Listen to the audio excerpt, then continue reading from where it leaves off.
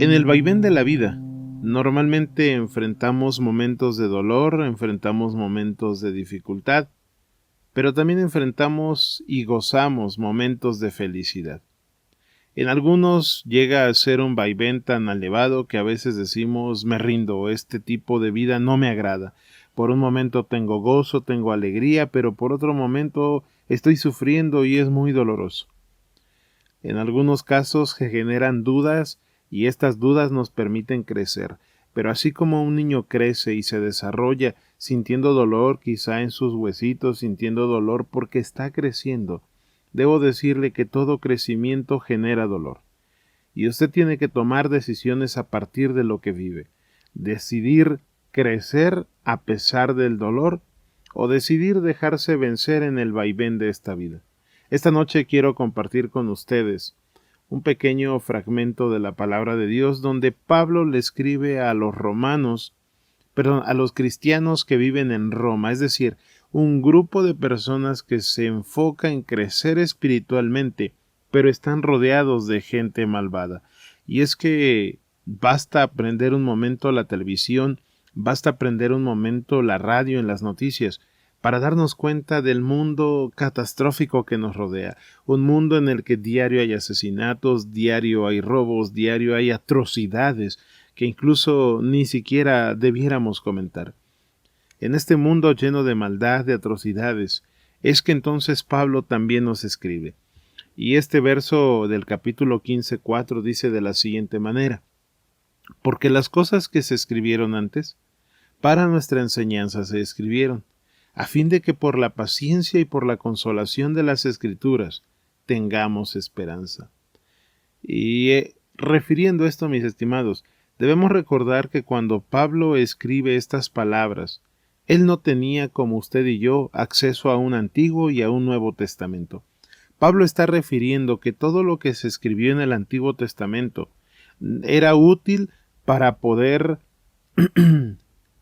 guiarnos en la paciencia, para poder recibir consolación y para poder lograr la esperanza en nuestra vida. Hoy usted y yo tenemos los dos testamentos, pero para Pablo solo existía el Antiguo Testamento. Y es que en el Antiguo Testamento Pablo está destacando una naturaleza permanente. Más de uno de nosotros quizá lo ha leído y ha dicho, pero ¿por qué en el Antiguo Testamento hay historias muy feas, muy atroces, cosas que a veces no entendemos por qué sucedían, ni por qué se permitieron que sucedieran? Pablo es bien preciso y dice, mira, todo eso que se escribió antes tiene un propósito. ¿Cuál es uno de estos propósitos? Para nuestra enseñanza. Y es que es más fácil tomar la vida tangente diciendo, bueno, pues en la Biblia hacían esto y aquello y no era correcto y lo hacían. Mis estimados, esta noche quiero compartir con usted que para poder crecer es necesaria la amonestación. Para que un niño pueda desarrollarse es necesario tener cierta amonestación. Para que usted pueda crecer en su trabajo también necesitamos amonestaciones. El atleta que también está creciendo en ese ámbito necesita amonestaciones. Y a veces pensamos que las amonestaciones son regaños. Sin embargo, el primer fragmento de para nuestra enseñanza describe la Escritura que a través de todos los siglos el ser humano ha decidido confiar siempre en su propia fuerza y en su propia sabiduría. Por eso es que en la Biblia también encontramos tristes experiencias que debieran ser un ejemplo para impresionarnos y evitar esas fallas. Cuando usted se encuentra en el trabajo hay amonestaciones, ten cuidado con esto. Para que tengas mejores resultados, evita esto otro. Incluso a veces cuando compramos alimentos, la envoltura nos dice, por favor, consúmelo preferentemente antes de tal fecha. Es una amonestación. El que lo ha creado no quiere que nos cause daño. Entonces, todas estas amonestaciones debieran ser un ejemplo para impresionarnos. Esas tristes historias de algunos personajes del pasado debieran ser de alguna manera un ejemplo de lo que nosotros no tenemos que hacer o no debiéramos hacer para evitarnos el sufrimiento, para evitarnos una pérdida. Es muy reiterada la consecuencia que encontramos en el Antiguo Testamento. Esas consecuencias de muerte, esas consecuencias de esclavitud, que se derivaron en todo momento por la desobediencia a Dios. Hoy en día ver muerte es algo ya muy frecuente. Ver a la gente esclava de los vicios, del pecado, incluso nosotros mismos ser esclavos. Es una realidad que vivimos, porque el ser humano de manera abierta ha decidido desobedecer a Dios. Alguien podría decir, no, es que no todos somos desobedientes. Valore, mi estimado, si en algún momento usted está viviendo una esclavitud. Hablando de esclavitudes en placeres, en pecado, en vicios, porque si es así, debiéramos analizar nuestra relación y qué estamos haciendo en esa obediencia a nuestro Dios. Primera de Timoteo capítulo 3 nos dice que la Escritura en todo momento fue escrita para nuestro favor. Cuando usted vea las Escrituras, no es una lista de no hagas esto, no hagas aquello por un simple fastidio. Al contrario, Timoteo nos dice, mira, estas Escrituras que nos fueron dadas son Escrituras de bien, son Escrituras en nuestro favor. Y debo decirles, mis estimados, que toda Escritura, hablando de la palabra de Dios, es idónea para satisfacer nuestras necesidades. El ser humano tiene muchas necesidades. Bueno, a través de la palabra de Dios podemos satisfacer cada una de esas necesidades. Algunas son emocionales, algunas son físicas, algunas son financieras, algunas son mentales. Bueno, mis estimados, quiero recordarle esta noche que las Escrituras fueron dadas para satisfacer todas esas necesidades. Es la única manera, y grave bien esto, en la que se comunica el pensamiento de Dios para con cada uno de nosotros. A veces cuando no conocemos un significado de la palabra, vamos corriendo al diccionario y entonces lo comprendemos.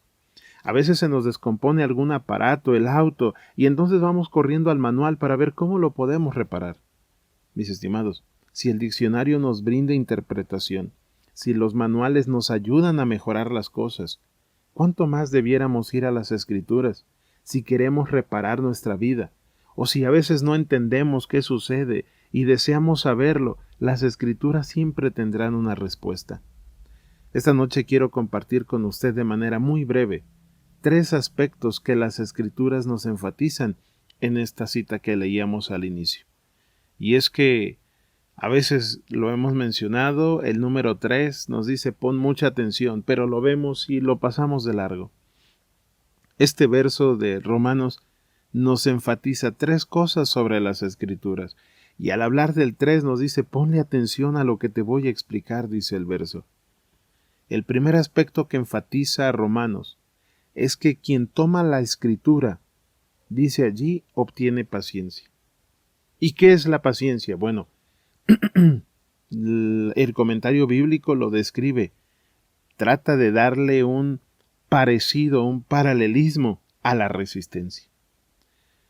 Hoy, quizá usted lo vivió y quizá fue en la semana o quizá en los 8 días que van del mes. Hemos vivido tiempos de paz, pero también hemos vivido tiempos de angustia. Hemos tenido tiempos de gozo, pero también estamos enfrentando algunas pruebas. Algunos estamos bajo la aflicción directa, no estamos teniendo gozo, simplemente aflicción. Otros estamos teniendo una opresión. Algunos, quizá más crítico, están bajo el yugo del sufrimiento. Y si usted no tiene ninguno de estos 3, dé gracias a Dios. Pero no podemos cantar victoria mientras estemos en este mundo y tal vez en los días venideros usted tendrá que recordar estas palabras porque la aflicción, el sufrimiento o la opresión tocarán a su vida. Pablo explica que esta variedad nos sirve para perfeccionar el carácter. Y es que esa es la preparación para encontrarnos con Cristo. Es decir, si usted toma las Escrituras le van a decir, por favor resiste, por favor aguanta esas pruebas que están llegando a tu vida. Hay una recompensa. Y es que, mis estimados, cuando Jesús fue llevado ante el Sanedrín, cuando Jesús fue llevado ante Pilato, soportó maltratos y soportó mucha crueldad. Jesús es un ejemplo de paciencia, un ejemplo de resistencia. Y es que alguno pudiera decir, no, pues a mí me gritan, grito, a mí me pegan, pego. No, a mí me hacen eso y no saben con quién se meten. Mis estimados, la palabra de Dios, con el ejemplo de Jesús y de muchos otros personajes, nos ilustra qué es tener un dominio propio. En el caso de Jesús es un excelente dominio propio. Es decir, pudo enfrentar cosas malas con pasividad. Y es que a veces no tenemos que rebuscarle mucho. A veces esas acciones de ser arrebatados, de me gritan grito, de me pegan pego, nos mete aún en mayores problemas. Si bien es cierto que nos rodea un mundo lleno de maldad, la palabra de Dios nos dice, mira, tú tienes que ser pasivo en muchos aspectos. Pero es que mi carácter es impulsivo. Ok, para eso la Escritura nos es dada. Para eso sirve leer la palabra de Dios cada día, para perfeccionar nuestro carácter y entonces aprender a controlarnos aún en momentos hostiles.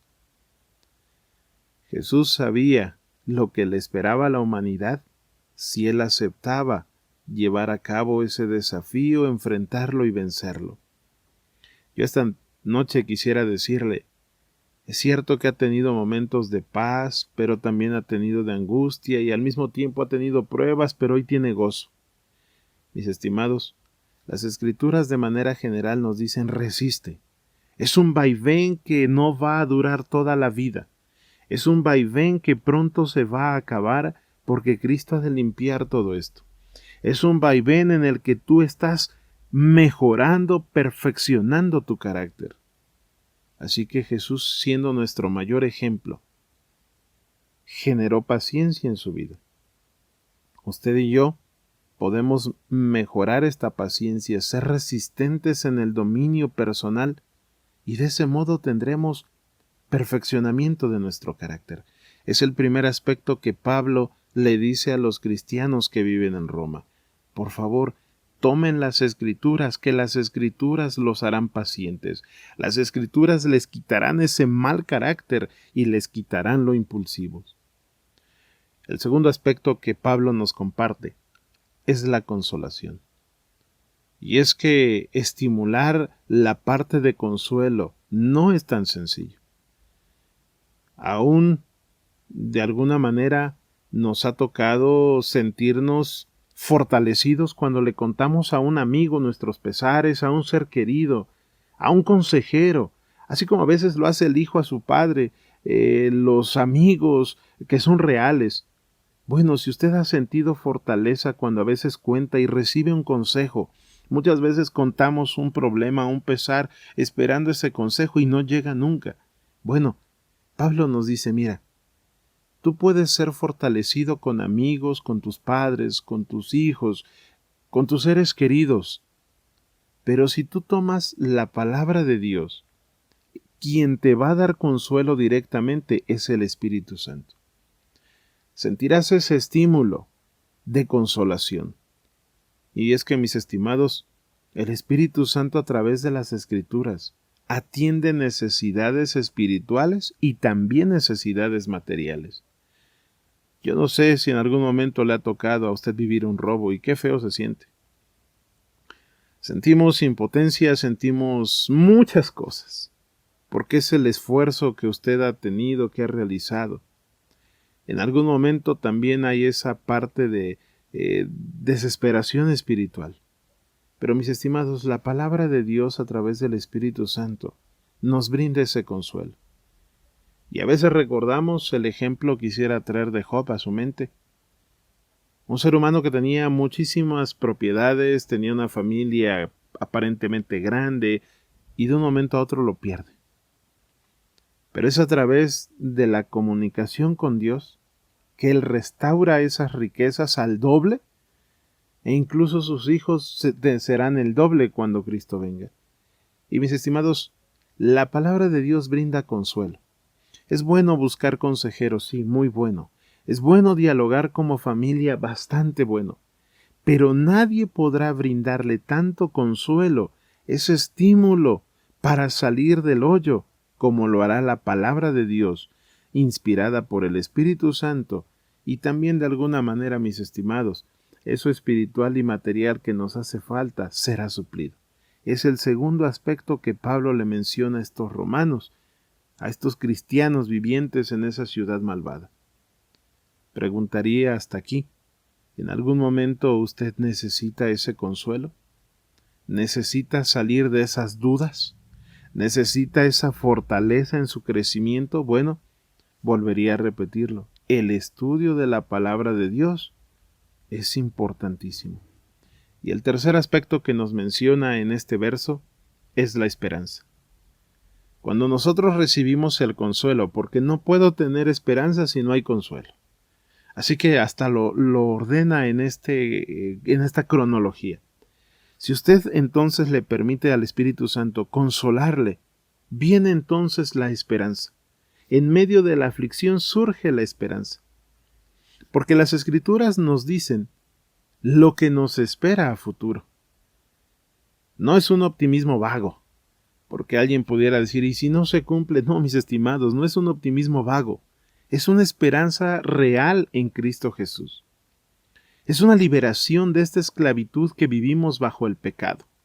Algunos vivimos bajo enfermedades, algunos bajo tendencias humanas, tendencias carnales. Otros vivimos bajo el oprobio de otras personas. Bueno, debo decirle que las Escrituras nos hablan de esa esperanza y de esa liberación. Esta esclavitud que nos oprime día con día. Nos habla, mis estimados, de esa gloria futura que nos espera. Solamente por mencionar un ejemplo. Muchas veces en la vida de estudiante debíamos pasar una noche de frío, de sueño, por esperar una ficha y un lugar para la universidad.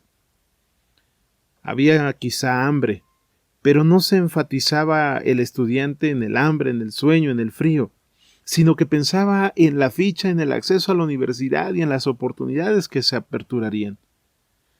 Mis estimados, algo así debiéramos pensarlo, solamente de manera pequeña trato de ejemplificarlo. Cuando usted sabe lo que viene a futuro, sabe que vale la pena un poco de sufrimiento para alcanzarlo.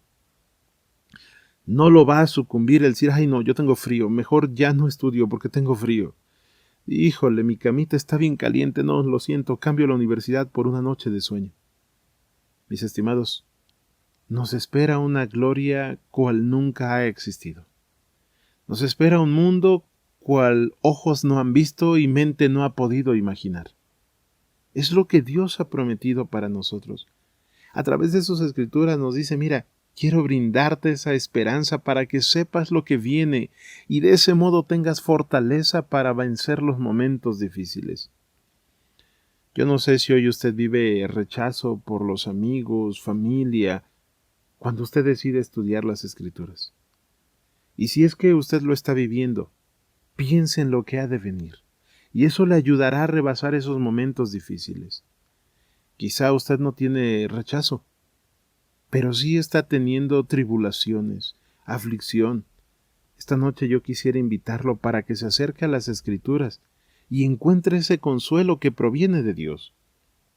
Si el carácter que tiene, porque no hay tribulaciones, no hay rechazos, no es un carácter que se puede dominar, es un carácter impulsivo, es un carácter feo. Las Escrituras no dude que le ayudarán a lograr la pasividad. Hemos dialogado esta noche con la promesa de encontrar paciencia, consuelo y esperanza. Es una promesa, mis estimados, que no le da su servidor. Es una promesa que Dios le ha dejado a usted. Por eso le invito para que esta noche, quizá antes de dormir, oremos por ese deseo ferviente de leer su palabra y de vivir las promesas bajo la bendición de Dios. Debo recordarle que Dios quiere vernos con Él en su reino. Quiere aliviar nuestro dolor, aliviar nuestro sufrimiento y liberarnos de esta esclavitud. La respuesta